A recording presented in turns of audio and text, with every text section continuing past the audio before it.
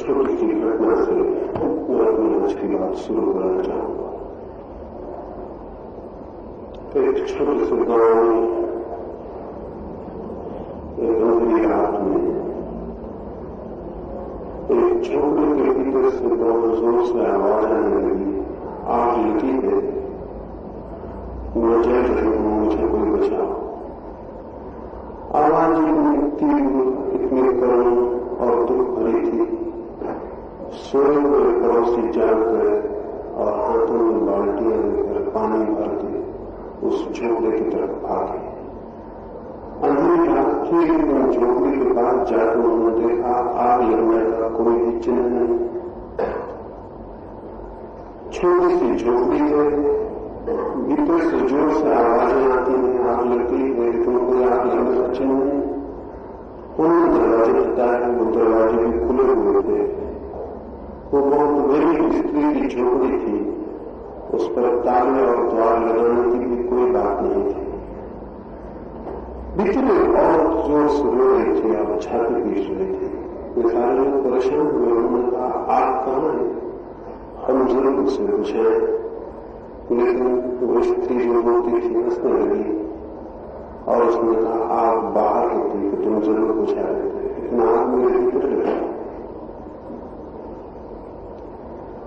और उसे मेरे से कोई दूसरा नहीं बुझा सकेगा कि तुम वापस लौट जाओ और अच्छा हो तुम भी अपने घर जाकर देखो कि वहां भी तो भीतर आग नहीं लगी।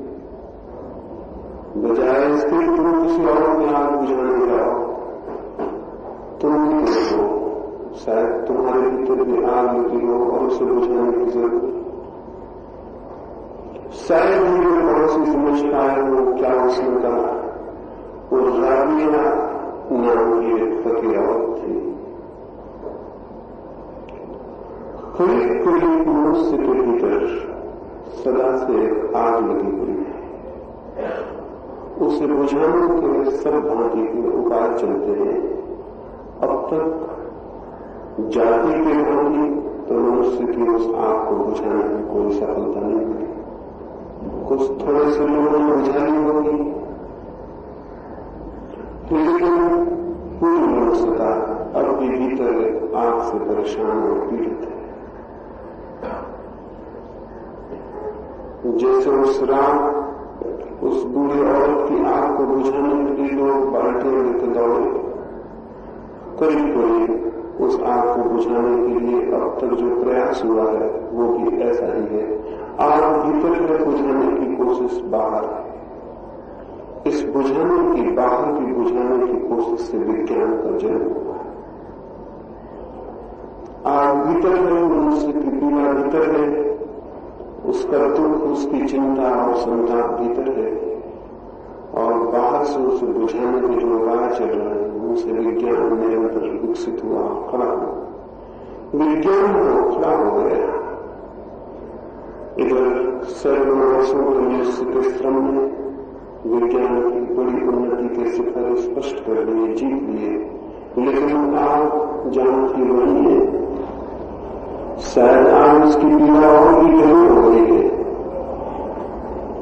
इसलिए पीड़ा और गहरी हो गई है कि हमारी जो आशा और आकांक्षा थी कि शायद बाहर के जगत में हमारी खोज, हमारा ज्ञान, हमारी समृद्धि उस आग को बुझा देगी, अब वो भी निष्फल हो गई है, वो आशा भी टूट गई है।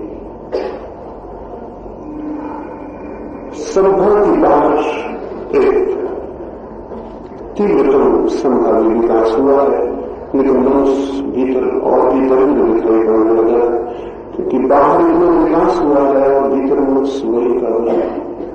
और इस दरिद्रता में बड़े घातक परिणाम आने शुरू हुए। पिछले थोड़े से वर्षों में 2 महायुद्ध हुए और 2 महायुद्धों में कोई 10 करोड़ लोगों की हमने हत्या की। 10 करोड़ छोटी संख्या नहीं, एक रीजन में जाता है तो हम जानते हैं क्या है। 10 करोड़ लोगों की हत्या, और फिर तो उसके बाद जो तैयारी चली है उसमें शायद हम पूरी मनुष्य जाति को भी समाप्त कर लें, ये भी हो सकता है। मरने को कुछ दिनों में आराम आइंस्टीन को किसी ने पूछा था कि तीसरे महायुद्ध में किन अस्त्र शस्त्रों का प्रयोग होगा।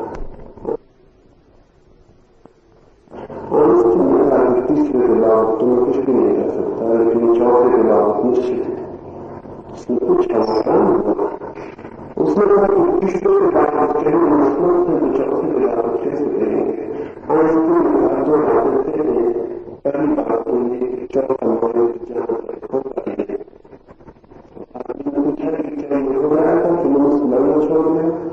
आइंस्टीन ने कहा नहीं, मनुष्य के बचने के तीसरे युद्ध के बाद कोई संभावना नहीं।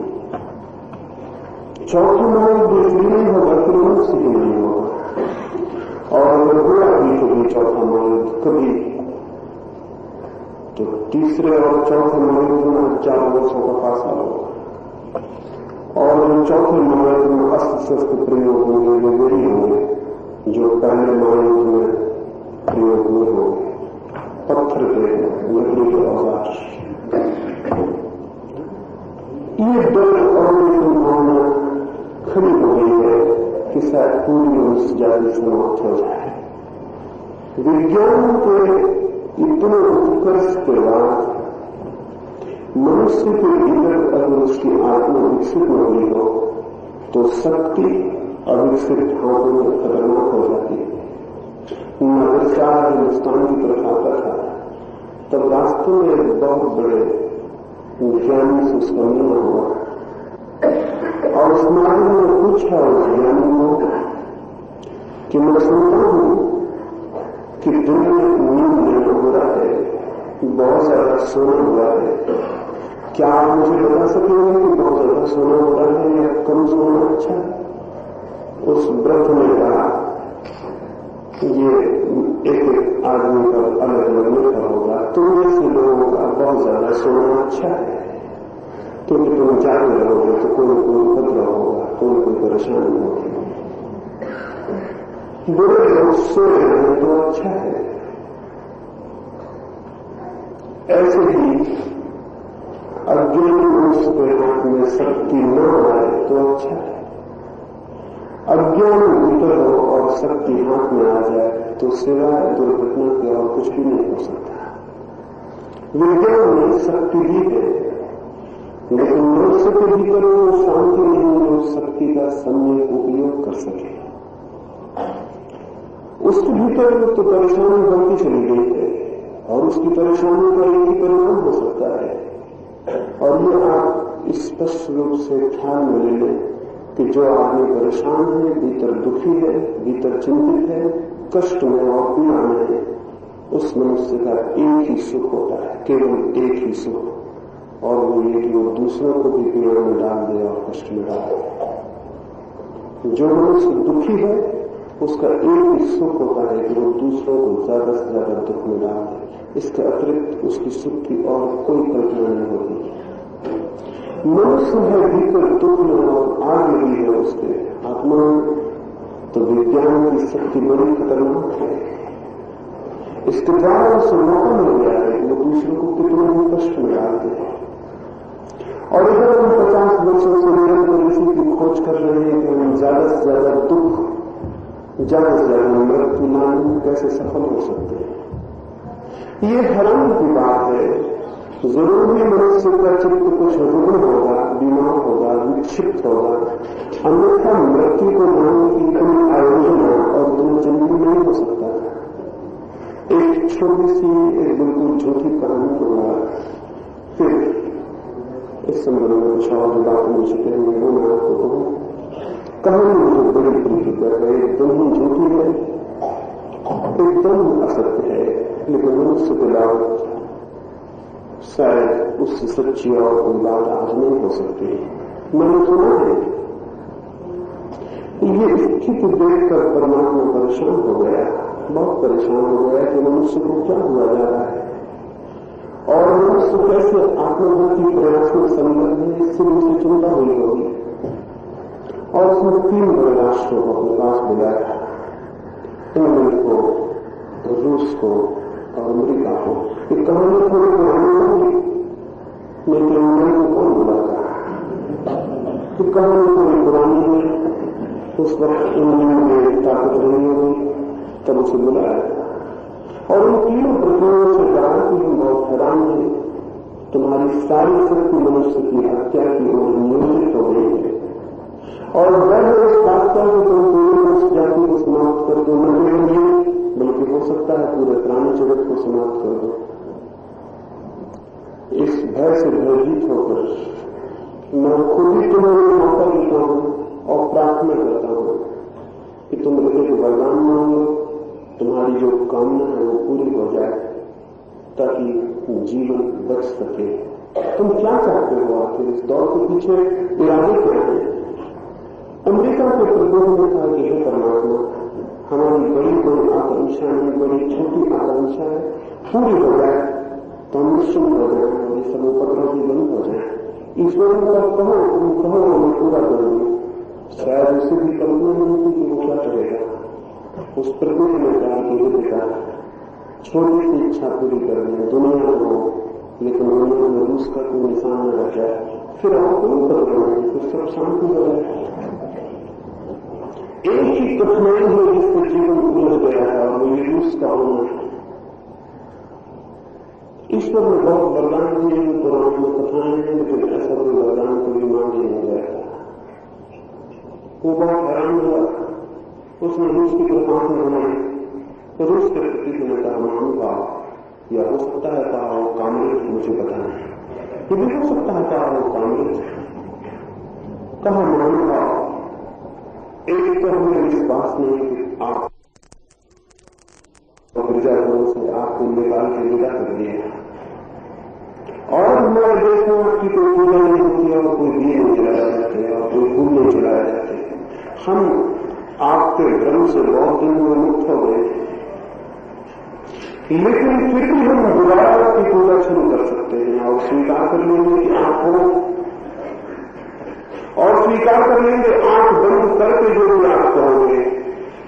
लेकिन छोटी सी आकांक्षा हमारी पूरी हो जाए तो प्रमाण बन जाए आपके होने। हम नक्शा तो चाहते हैं, लेकिन अमेरिका के लिए कोई रंग नहीं चाहते। दुनिया का नक्शा हो, अमेरिका के लिए कोई रंग न जाए। ईश्वर ने बहुत भगवान के विक्रम की तरफ देखा, विक्रम के प्रतिनिधि ने जो कहा वो मन में रखने जैसा है। उसने कहा कि हे परमपिता, हमारी अपनी कोई आकांक्षा नहीं, इन दोनों की आकांक्षाएं एक साथ पूरी हो जाए। हमारी आकांक्षा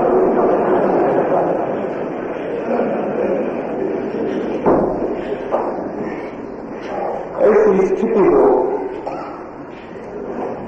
और ये कहानी तो एकदम झूठ है, लेकिन ये स्थिति झूठ नहीं। ऐसा ही हमारे मनों में चल रहा है, ऐसे ही विनाश को हम उत्सुक हैं और इसमें कोई व्यक्ति और दूसरी सम्मिलित हो तो गलती हो जाएगी। हम भी, सारी दुनिया के सभी लोग, चाहे वो कहीं रहते हो दुनिया के किसी कोने में, उन सबकी आकांक्षा दूसरों को कष्ट और दुख देने की और मिटा देने की है। राष्ट्रों के तल पर ये चलता है, व्यक्ति के तल पर भी यही चलता है। आप एक बड़ा मकान बना लेते हैं और बड़े प्रसन्न हो जाते हैं, इस ख्याल में न रहे कि बड़े मकान से आपको प्रसन्नता मिल रही है। इन लोगों के मकान आपने छोटे कर दिए होंगे, उससे प्रसन्नता मिल रही है। और अगर कोई और बड़ा मकान आपके करीब खड़ा हो जाए तो यही बड़ा मकान जिसमें आप हैं आपको दुख देने का कारण हो जाए। जब हम किसी का मकान छोटा कर पाते हैं तो प्रसन्नता मिल रही है, और जब हम किसी को पीछे छोड़ पाते हैं तो प्रसन्नता मिलती है, और हम जीवन में किसी को लंगा कर देते हैं, पंगु कर देते हैं तो प्रसन्नता मिलती है। दुखी चित्त का एक ही लक्षण है, वो दूसरे को दुख देकर प्रसन्न होता है, और आनंद चित्त का भी एक ही लक्षण है, वो आनंद को बांट के प्रसन्न होता है। जो हमारे पास है वही तो हम बांटेंगे, वही हम बांट सकते हैं। दुख मनुष्य के भीतर गहरा है और विज्ञान ताकत उसके हाथ में अपरिसीम दे दिया है तो खतरा होगा। दुख देने की क्षमता हमारी बढ़ गई और भीतर में दुखी, मृत्यु को लाने की क्षमता हमारी बढ़ गई और भीतर में दुखी है। जीवन को विनष्ट करने की क्षमता हमारी बढ़ गई और हमारे भीतर कोई आनंद, कोई सौंदर्य, कोई संगीत नहीं, तो परिणाम ये बहुत स्वाभाविक है विज्ञान की शक्ति की खोज अपने आप में घातक सिद्ध हो गई, लेकिन मनुष्य का मन कुछ एक्सट्रीम्स में, कुछ अतियों में बोलता है। ऐसे देश और ऐसी संस्कृतियों में जिसे हम खुद, जिन्होंने इसी तरह अतिशय से, इसी तरह एक्सट्रीम पर धर्म की भी खोज की। और मैं ये निवेदन करना चाहूं, धर्म अकेला भी घातक सिद्ध हो जाता है। कोई ये न सोचे कि विज्ञान अकेला घातक सिद्ध हो जाता है, धर्म अकेला भी घातक सिद्ध हो जाता है। इसलिए धर्म अकेला घातक सिद्ध हो जाता है। भीतर शांति तो बढ़ती है, लेकिन बाहर अशक्ति, कमजोरी, दीनता और दरिद्रता का राज्य हो जाता है। और अब तक दुनिया में जो भी संस्कृतियां विकसित हुई, उनमें से कोई संस्कृति इतनी पूर्ण नहीं रही कि उसने भीतर और बाहर के बीच एक संतुलन और समन्वय खोज लिया। या तो पूरब के देशों में धर्म का इस भूत में अनुसरण किया कि बाहर दरिद्र दीन और दास हो गए, या पश्चिम के लोगों ने बाहर का इस भात में अनुसरण किया कि वो भीतर एक आत्मा को खोते।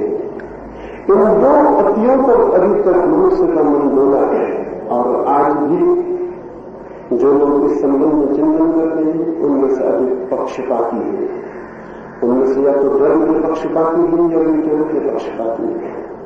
मेरा निवेदन है कि मनुष्य के नाम इस तरह के पक्षपात घातक हैं, और हमें मनुष्य को उसकी समग्रता में, उसकी पूर्णता में देखना और अंगीकार करना चाहिए। मनुष्य न तो केवल शरीर है और न केवल आत्मा। अगर वो शरीर मात्र होगा तो विज्ञान पर्याप्त था, अगर वो आत्मा मात्र होता तो धर्म पूरा था। लेकिन मनुष्य दोनों का एक अद्भुत सम्मेलन, दोनों के एक अद्भुत संतुलन, दोनों के अद्भुत कीमत से पैदा हुई इकाई है। इसलिए उसका जीवन और उसकी संस्कृति और उसकी सभ्यता यदि किसी एक को चुनाव करेगी तो भटक जाएगी।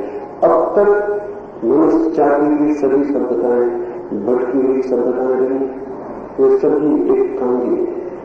एक छोटी सी कहानी मुझे स्मरण आती। रोम में एक बादशाह बीमार था। वो बहुत बीमार था, बहुत वर्ष उसकी चिकित्सा हुई। दूर दूर से वैद्य बुलाए गए, चिकित्सक बुलाए गए, लेकिन वो ठीक नहीं हो सका।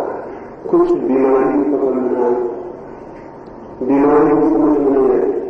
फिर तो चिकित्सकों ने कहा इसका बचना असंभव है, जिन लोगों की बात है वाली समाप्त हो जाएगा।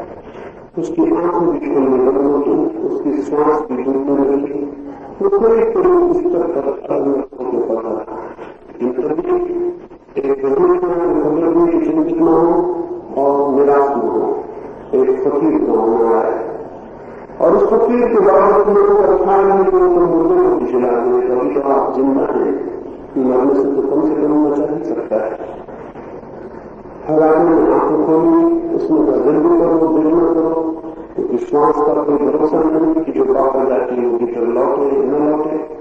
तो भाभी ने उस फकीर को ले जाया। उस फकीर ने कहा ये तो कोई बड़ी बीमारी भी नहीं है, और इसलिए चिकित्सक असफल रहे क्योंकि बीमारी थी नहीं, तो वो बीमारी खोज कैसे पाते। और उन्होंने दवाओं ने इस आदमी को मरने के करीब पहुंचा दिया, बीमारी नहीं। इसका तो बड़ा सीधा सा इलाज है। राजा की महिमा से पड़ा था, उसके बैठ गया और उसने कहा कौन सा इलाज। उस फकीर ने कहा बड़ा सीधा और सरल, इस बड़ी राजधानी में जाओ और किसी ऐसे आदमी के वस्त्र ले आओ जो सुखी भी हो और समृद्ध, और उसके वस्त्र से पहना बस ये रात बीतते बीतते स्वस्थ हो जाए।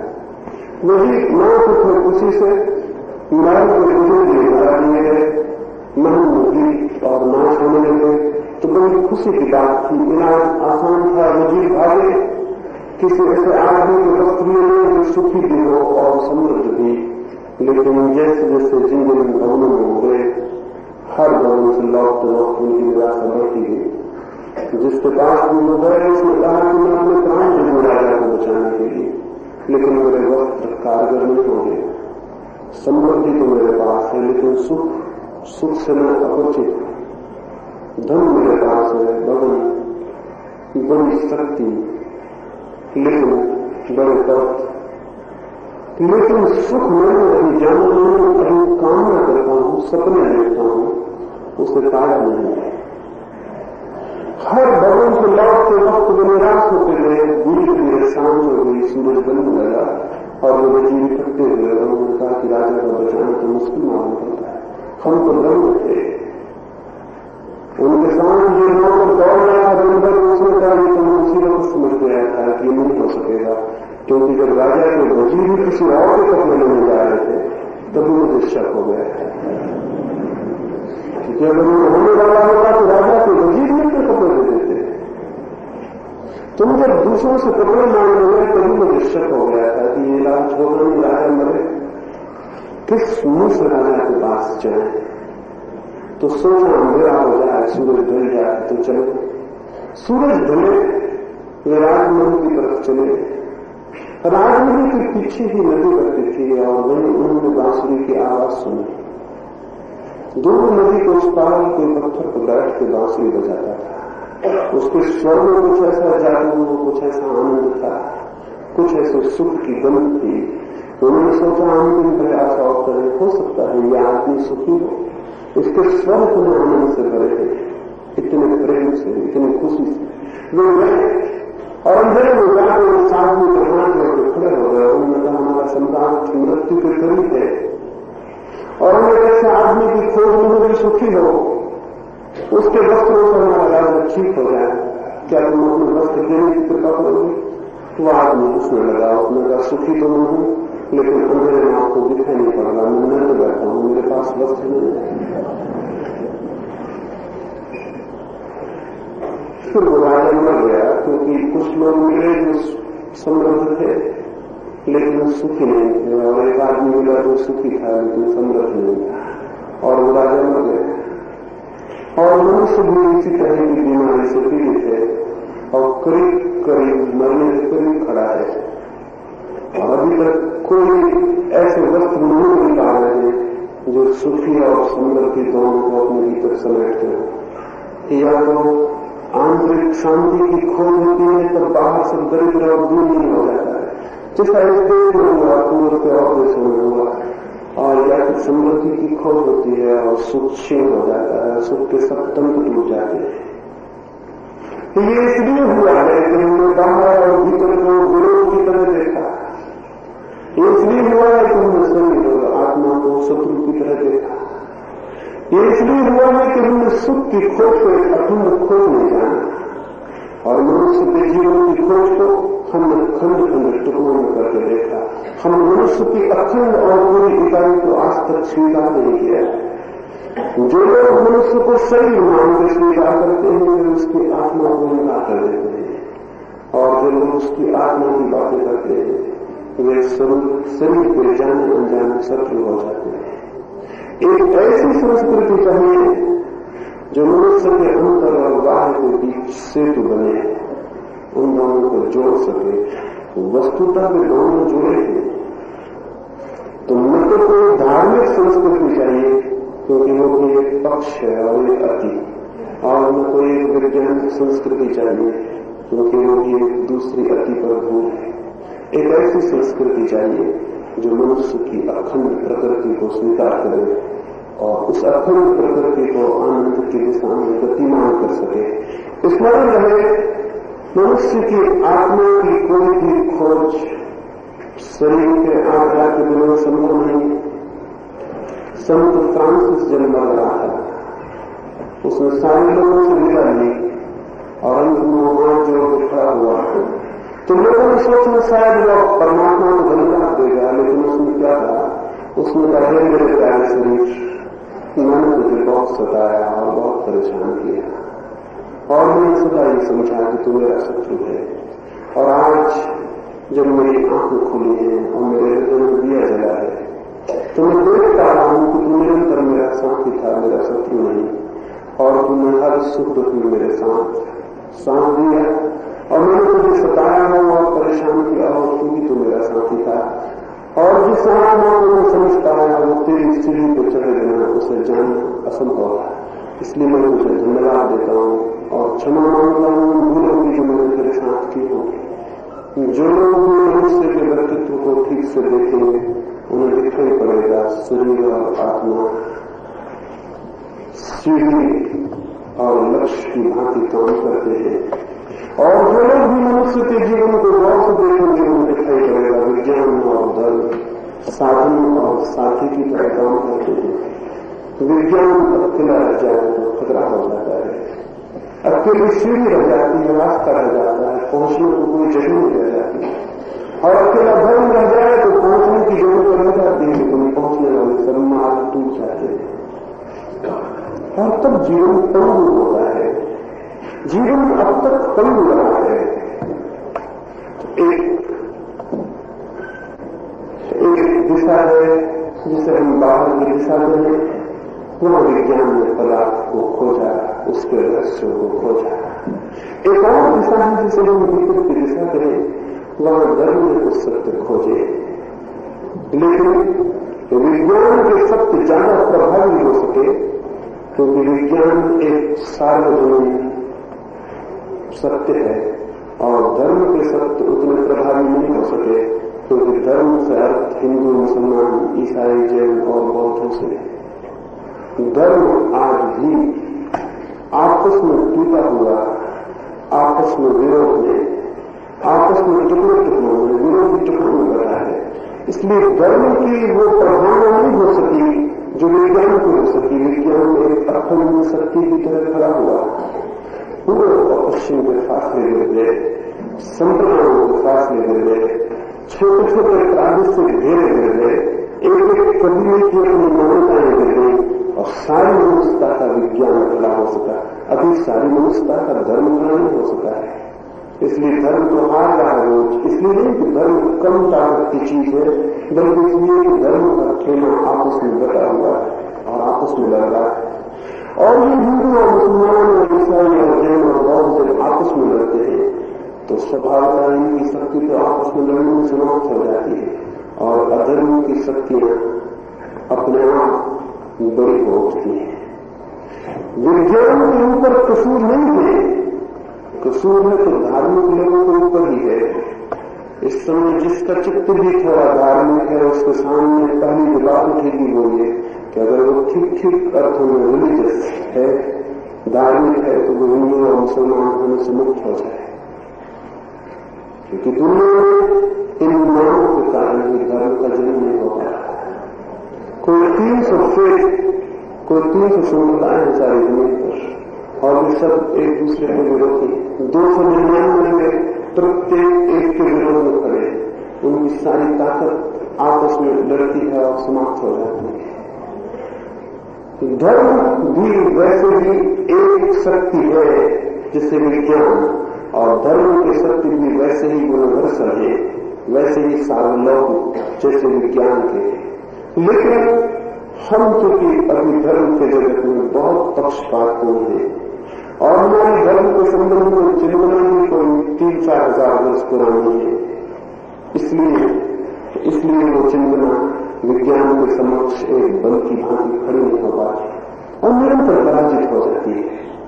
तो कुछ 2-3 बातें इस संबंध में विचार करना जरूरी है। पहली बात तो ये कि मनुष्य चाहे बाहर कुछ भी खोजे, आज नहीं कल उसे भीतर की कमी और अभाव का करना शुरू होता है। क्योंकि मैं चाहे कुछ भी पालू और कितने बड़े भवन और कितने बड़े उपकरण और कितने बड़े साधन जुटा लूं, लेकिन अगर मेरे भीतर मैं एक आनंदपूर्ण आत्मा की थिरक को अनुभव नहीं कर पाऊं तो मैंने जो भी पाया है वो मेरे द्वारा पाया हुआ मेरे लिए बंधन हो जाए और मैंने जो पाया है वो भी मुझे दुख देने लगेगा।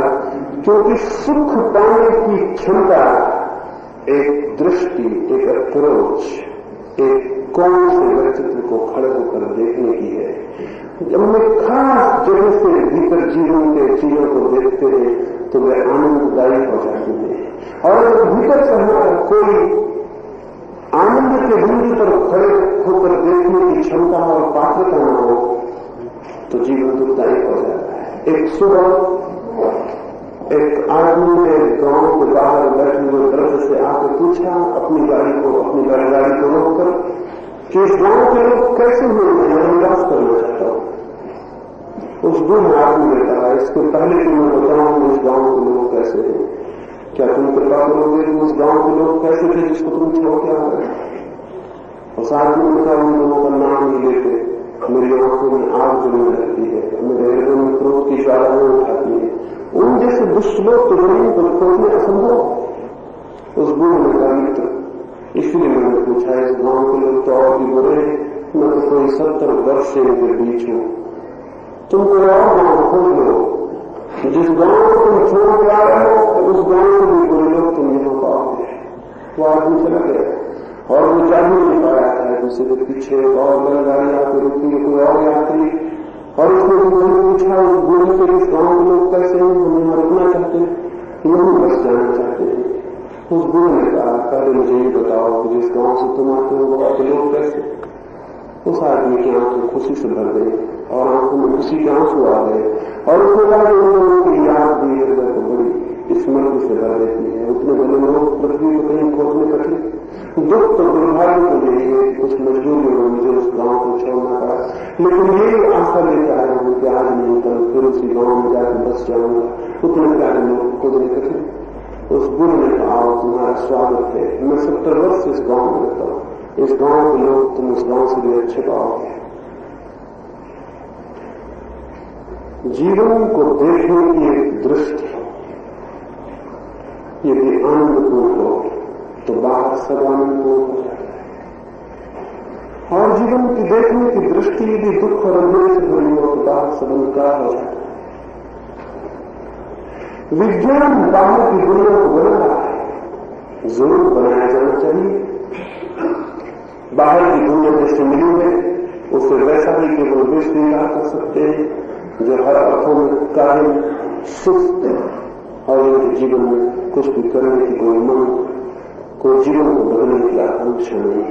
निश्चित ही बाहर की दुनिया में बदली जानी चाहिए, निश्चित ही बाहर की दुनिया में और बेहतर दुनिया निर्मित की जा सकती है, लेकिन इतनी ही बात अधूरी होगी और भूल भरी होगी क्योंकि बाहर की दुनिया वही दे सकती है जो भीतर का मनुष्य लेने की तैयारी में होता है, और अगर भीतर का मनुष्य गलत है तो बाहर की ठीक दुनिया में नरक बन जाएगी।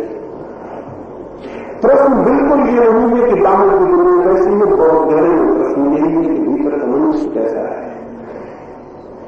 भीतर अगर हमारे चीजों को देखने के दृष्टिकोण दुखपूर्ण है तो बाहर की दुनिया दुखपूर्ण हो जाएगी। और अब तक दुनिया के तथाकथित धर्मों में अगर हम ठीक से देखें तो बाहर की दुनिया के दुख को अपने समर्थन में उपकरण बना लिया है।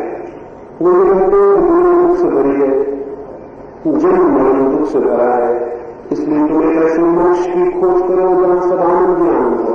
ये झूठी और नासमझी की बात है। एक भी झूठी और नासमझी की बात है कि इस भांति वे भी बाहर की दुनिया को अति बल दे देते हैं और भीतर के मनुष्य को भूल जाते हैं, क्योंकि यही दुनिया कुछ लोगों के लिए अपूर्व आनंद की घड़ी बन जाती है।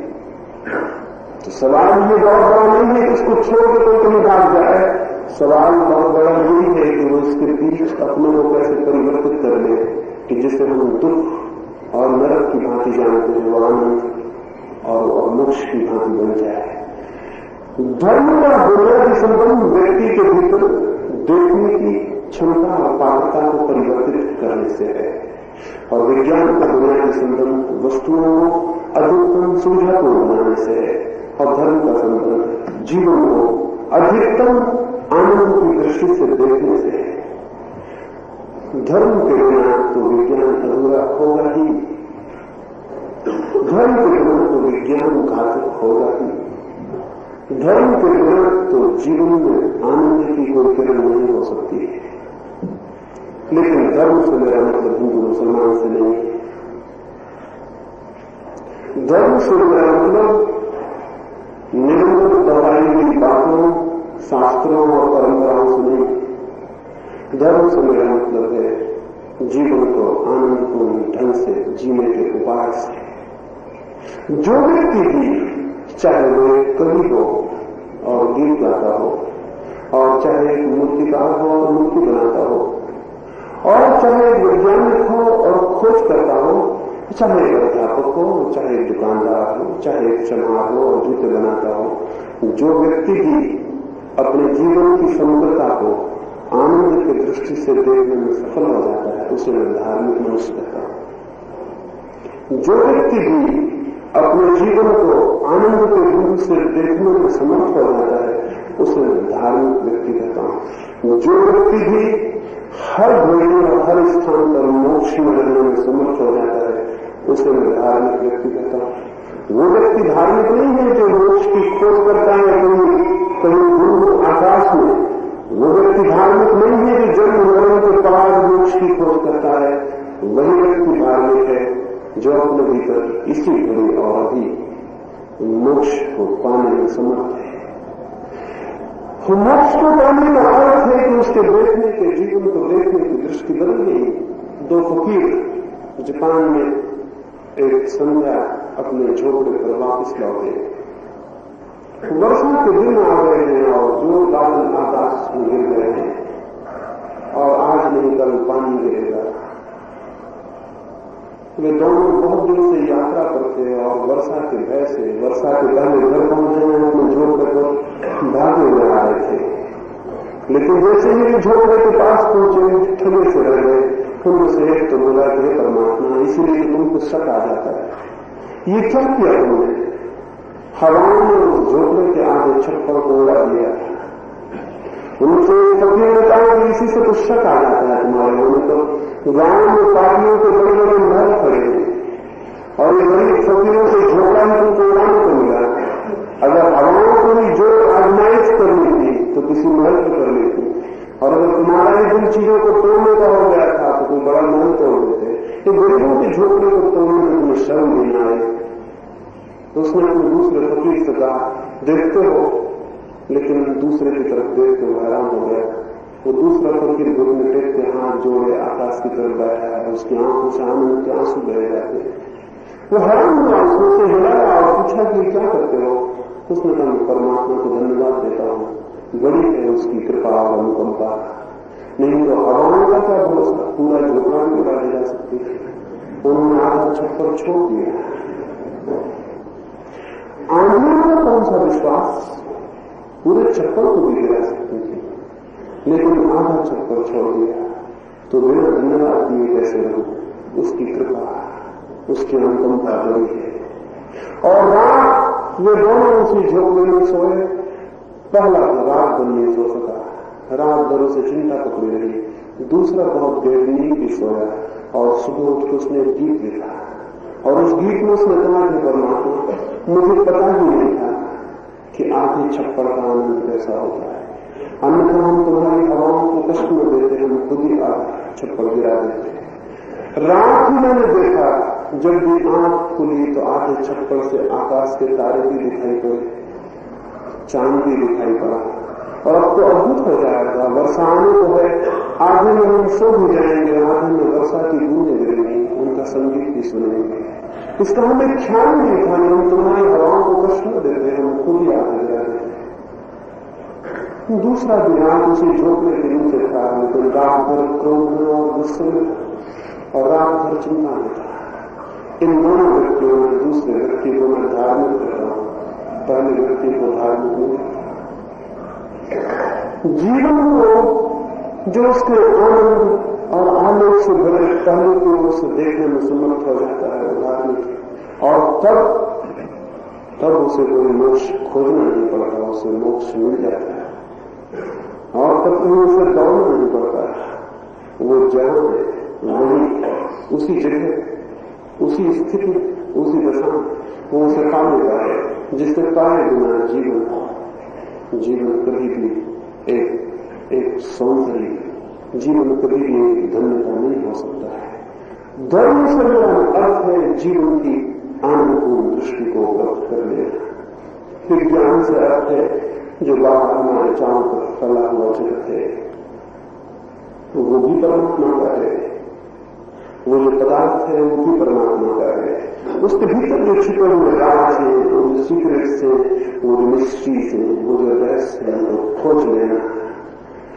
उन रहस्यों को खोजकर जीवन बहुत समृद्ध हो सकता है, लेकिन जीवन की अगर दृष्टि उपलब्ध न हो जो चीजों से आनंद ले सकती है तो नहीं, तो फिर और जीवन दुखी हो जाएगा।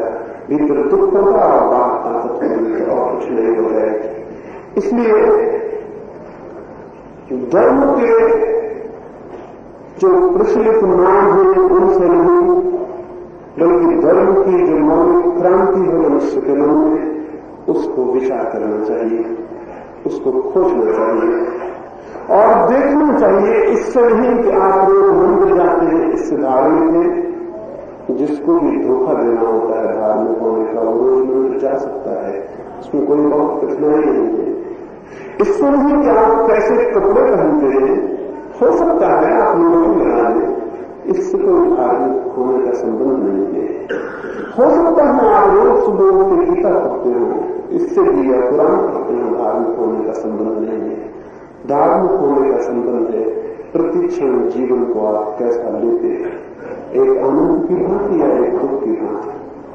जीवन जैसा आपके सामने प्रकट होता है वो एक प्रेमपूर्ण आनंद की भांति या एक बोझ की भांति। और अब तक जो तथाकथित धार्मिक है उसने जीवन को बोझ के ढंग से लिया है। वो कहता है कि जन्म मृत्यु से छुटकारा चाहिए। रविन्द्रनाथ ने मरते वक्त अपने मित्र को कहा, एक ही प्रार्थना और करनी है परमात्मा से कि अगर तू मुझे इस योग को समझे कि मुझे फिर जीवन मिले तो मुझे फिर जीवन दे, तो मैं धन हुआ तेरे जीवन को बात। और मैंने वो सब जाना जो प्रेम था और जो आनंद था। और अगर मैं न जान सका हूं तो उसमें भूल मेरी भी होगी, तेरे कोई भूल नहीं। जीवन को भी इतनी आनंद से लेगा वही धार्मिक है।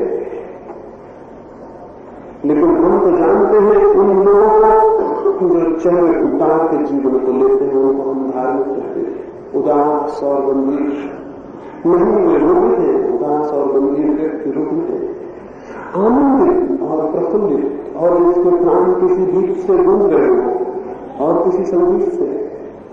चीन में 3 फकीर हुए, उनका नाम ही 3 लॉकिंग सेंट्स हो गया। 3 फकीर वे जिस गांव में गए उस गांव में उन्होंने कोई उपदेश नहीं दिया।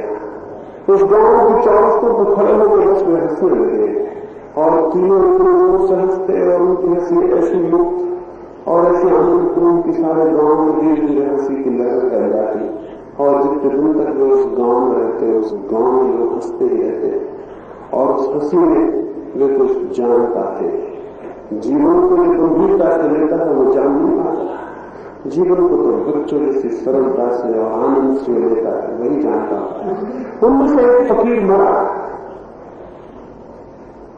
तो गांव के लोगों ने कहा कि अब तो निश्चित ही उसके 2 साथी उदास हो जाएंगे और दुखी हो जाएंगे। लेकिन वे 2 साथी सुबह ही नाचते हुए गांव में निकले और लोगों ने उनसे पूछा कि आज तुम रोगी हो और एक कहा।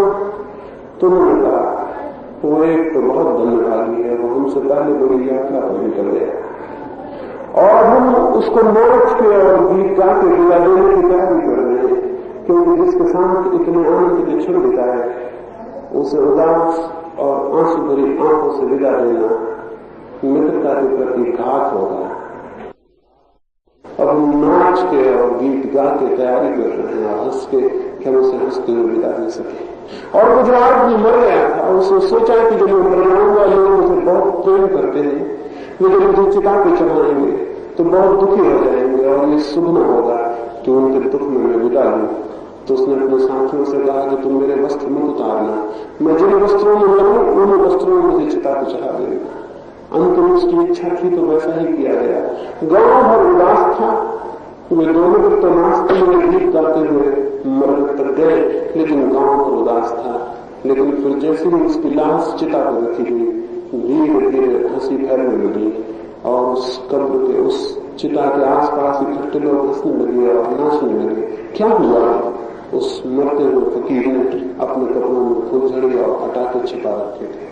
वो फूटने लगे चिता पर और लोग हंसने लगे और उन्होंने कहा कि वो मरते हुए देव में हंसा रहा है। धार्मिक व्यक्ति वो है जो आनंद से जीता है और आनंद से मरता है, और जो आदमी आनंद से जीने का रहस्य पा जाता है मृत्यु भी उसे आनंद हो जाती है, क्योंकि मृत्यु उसे परमात्मा से मिलन का अर्थ ले लेती है। वो जीवन से विदाई नहीं होती, परम जीवन से मिलन हो जाता है। धार्मिक व्यक्ति में उसे कहता हूं जो प्रतिक्षण आनंद में जीने की खोज में हो। लेकिन इन सारे लोगों को मैं धार्मिक नहीं कहता जो वस्त्र बदल लेते हैं, घर बदल लेते हैं, गांव छोड़ देते हैं, परिवार छोड़ देते हैं और किसी दूरगामी मोक्ष की पीड़ा को, किसी दूरगामी मोक्ष की कामना में पीड़ित और परेशान होते हैं। ये तो सब लोग ही लोग हैं। इनकी तृप्ति, इनके लोग की तृप्ति संसार से भी नहीं होती थी, ये मोक्ष चाहते हैं। ये तो अत्यंत कामी लोग हैं, इनकी तृप्ति संसार के क्षण सुखों से नहीं होती, तो ये स्थायी सुख चाहते हैं। ये बिल्कुल ऐसा सुख चाहते हैं जो कभी खंडित ना हो, ऐसा मोक्ष चाहते हैं जो कभी मिटे नहीं। इनकी चूंकि जीवन की छोटी छोटी चीजों में कोई खुशी नहीं है, ये सिर्फ परमात्मा को पाना चाहते हैं, उसी को पाके ये खुश हो सकते हैं। लेकिन मैं निवेदन करूंगा, जिसने जीवन के छोटे से रास्ते पर खिले हुए छोटे छोटे फूलों में खुशी नहीं पाई, वो परमात्मा से मिलकर भी खुश नहीं हो सकेगा। और जिस व्यक्ति ने जीवन के क्षुद्रतम प्रवाह में छोटी छोटी बूंदों में आनंद की पुलक नहीं देखी, वो अगर मोक्ष में भी पहुंच जाए तो आनंदित नहीं हो सकेगा, क्योंकि वो तो वही रहेगा जो था और उसके देखने की दृष्टि वही रहेगी, उसके देखने का कौन नहीं रहेगा, चीजों को समझने की वृत्ति नहीं रहेगी। उसे मोक्ष में बिठा देने पर भी वो मोक्ष से मुक्त होने की किसी साधना में लग जाएगा। जो मुक्त होने की कोशिश में लगा है वो मोक्ष में भी मुक्त होने की कोशिश में लग जाएगा। धर्म का संबंध मुक्त होने से कम, जीवन को उसकी पूरी गहराई में जीने से ज्यादा। इस मुक्ति की आकांक्षा ने जीवन को उसकी पूरी गहराई में जीने से हमें वंचित कर दिया है। और चूंकि धर्म के तल पर हमारा कोई जीवन नहीं है, फिर सीधा विज्ञान रह गया और शरीर का जीवन रह गया। तो मैं निवेदन करता हूं, जिसे हम आमतौर से जीवन जानते हैं, उससे बड़ा जीवन भी हमारे निकट है। और इसी जीवन में जो सुख को खोज रहा है वो गलती में है। उसे थोड़ा भीतर अपने व्यक्तित्व को वैसे वैसी सृजनशीलता से गुजारना होगा जहां वो और बड़े आनंदों को देखने में समर्थ हो जाए। जहां पत्थर दिखाई पड़ रहा है वहां परमात्मा दिखाई पड़ सकता है, केवल देखने वाली आंखें चाहिए। और जहां कुछ भी नहीं दिखाई पड़ रहा है सब कुछ दिखाई पड़ सकता है, केवल देखने वाला हृदय चाहिए। और देखने वाला हृदय, जिस राबिया की मैंने बात कही, एक दिन उस राबिया को लोगों ने घर के बाहर देखा, वो कुछ खोज रही है। तो राहगीर निकलता था, उसने पूछा क्या खोजती हो? उसने कहा मेरी सुई खो गई है, उसने खोजती हूँ। राहगीर दयालु था, दूरी औरत का साथ देने के लिए वो भी सुई खोजने लगा। और दो चार लोग निकले, वो भी साथ देने लगे। और तभी एक व्यक्ति ने खड़े होकर पूछा कि सुई है बहुत छोटी चीज, रास्ता है बहुत बड़ा, अंधेरा उतरता आ रहा है, तुम ठीक ठीक बताओ सुई कहाँ खोई? ये तो बहुत मुश्किल है खोज लेना। उस राबिया ने कहा ये न पूछो तो अच्छा, पहले भी जो लोग खोज रहे हैं उन्होंने भी नहीं पूछा, तुम भी क्यों पूछते हो? उसने कहा कि बड़ी गड़बड़ बात है, बाकी लोग भी रुक गए। उन्होंने कहा कि ये तो हमें ख्याल में भी नहीं आया, तुम पहले ये पूछो कि सुई खोल रहा हो। उस राबिया ने कहा सुई तो मेरे कोठरी के भीतर खोई है, लेकिन उन्होंने गरीब औरत तो मेरे पास दिया जलाने का कोई उपाय नहीं। तो जब सुई मेरी गिर गई तो अंधकार होने लगा भीतर, तो मैं बाहर की झोपड़ी में दरवाजे पर दहलान में खोजने आ गई, वहां थोड़ी रोशनी थी सूरज की। फिर वो भी चली गई, तो मैं सड़क पर खोज रही हूँ, क्योंकि जहां रोशनी है वहां खोजेंगे कैसे? उन लोगों ने कहा तुम बड़ी पागल औरत हो, जब भी तुम करती हो कोई पागलपन करती हो। ये क्या पागलपन है? अगर सुई भीतर खोई है तो रोशनी भीतर ले जानी पड़ेगी, बजाय इसके कि जहां रोशनी है वहां खोजा जाए। कितने में खोजो, सुई नहीं पाई जा सकती। वो राबिया खूब हंसने लगी और उसने कहा कि ये भी समझाने को मैं सुई खोजने लगी, मेरी कोई सुई खोई भी नहीं।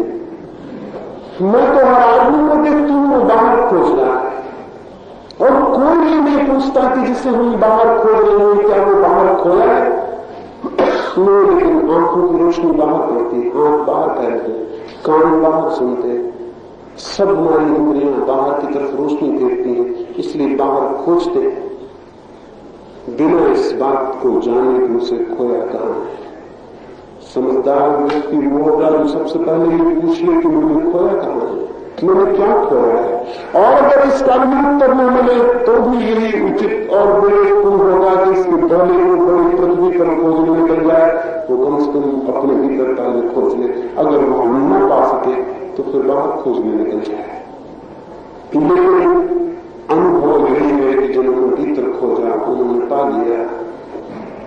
एक भी व्यक्ति ने मनुष्य के पूरे इतिहास में ये नहीं कहा है कि मैंने भीतर खोजा और मुझे नहीं मिला, और एक भी व्यक्ति ने ये भी नहीं कहा है कि मैंने बाहर खोजा और मुझे मिल गया हो। बाहर की खोज नरकवाद रूप से असफल रही है, भीतर की खोज नरकवाद रूप से सफल रही है। भीतर कौम में इसकी खोज को उतरना धर्म है। भीतर क्या है इसकी तरफ आंखें खोलना धर्म है। कैसे वो आंखें खुल सकती हैं उसकी मैं कल की चर्चा में आपसे बात करूंगा। अभी तो मैंने आपसे दो बातें कही। कैसे आंख खुल सकती है भीतर के सत्य के प्रति, कैसे वहां प्रकाश पहुंच सकता है, उसकी मैं कल आपसे बात करूं। एक मैं जरूर आपसे कह दूं कि चाहे शास्त्र कुछ कहे, चाहे सदगुरु कुछ कहे, जब तक खुद की आंख न खुल जाए तब तक धर्म का कोई अनुभव नहीं होता।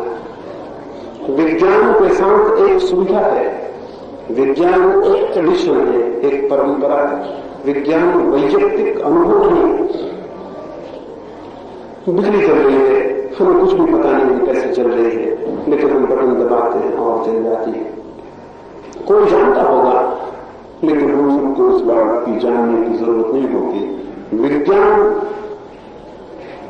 प्रत्येक व्यक्ति को जानने की बात नहीं है, प्रत्येक व्यक्ति उपयोग कर सकता है। धर्म के साथ उल्टी बात है। धर्म को प्रत्येक व्यक्ति को जानना होता है तो ही उपयोग कर सकता है, अन्यथा उपयोग नहीं कर सकता। धर्म बिल्कुल निजी, बिल्कुल इंडिविजुअल, बिल्कुल वैयक्तिक अनुभव है। जैसे प्रेम का अनुभव है वैसे ही परमात्मा का अनुभव अत्यंत वैयक्तिक। किसी दूसरे के अनुभव से कुछ भी आंख नहीं खुलती और किसी दूसरे के अनुभव से कुछ भी पता नहीं चलता। एक अंधे आदमी के सामने हम प्रकाश की बातें करें, उसे कुछ भी पता नहीं चलता है, लेकिन आंख खुल जाए तो वो प्रकाश को जान लेता है। इसलिए धर्म अत्यंत व्यक्तिगत दर्शन है। खुद की आंख खुल जाए तो ही हम जान सकते हैं, तो ही, और कोई दूसरा उपाय नहीं।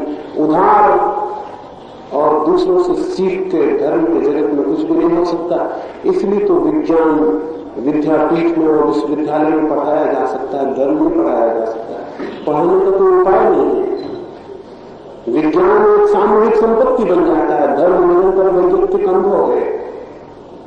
और जब भी हम उसे सामूहिक संपत्ति बनाते तब हिंदू पैदा हो जाता है, मुसलमान पैदा हो जाता है, ईसाई जो कि बीमारी है, जो कि धर्म है। जब भी हम धर्म को सामूहिक बनाते हैं तब एक ऑर्गेनाइजेशन खड़ा हो जाता है जो कि खतरनाक सिद्ध होता है। और स्मरण रखें, जब भी कोई ऑर्गेनाइजेशन होता है तो शैतान सबसे पहले उसको कब्जा कर लेता है।